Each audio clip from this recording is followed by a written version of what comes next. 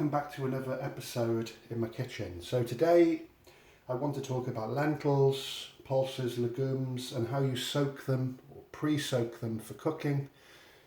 It's a question I get asked so many times and it's just usually covered a couple of seconds in each video I make. So just happen to be making a large chickpea curry shortly. So I've got some dried chickpeas because you're going to get the best results from using dried.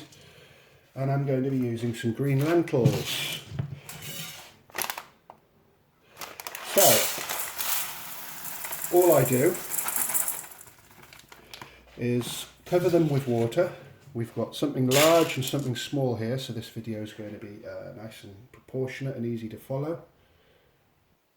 So I've just poured in plenty of water. When I mean plenty, about 3 times the amount of the bean, pulse, whatever you want to soak. And how I make that absorb the water quick is I use some bicarb of soda. It's a little trick.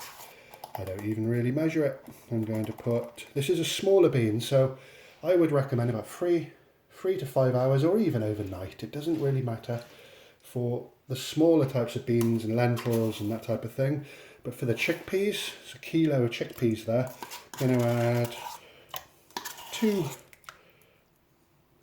teaspoons, heap teaspoons of the bicarb, and it'll just help those pulses, lentils, whatever you're doing, it works for anything. Broad beans, if it's dried and it needs rehydrating, this is the method. It just helps absorb the water a lot quicker. So I'm going to leave the lentils for at least 3 hours and they're going to expand. Do have a check after about an hour because sometimes the lentils absorb all the water and you need to top it up. The chickpeas, anybody knows how tough chickpeas are, they're going to be left overnight, and again I'll be keeping an eye to make sure any water's added. So why soak these things? Some people say, oh, I just put them in a pressure cooker. Yeah, these will pressure cooker really quite quickly. I should imagine 40 minutes. If I'm going to do that, I'd wash them first and then put them in the pressure cooker. For these, you definitely need to soak them.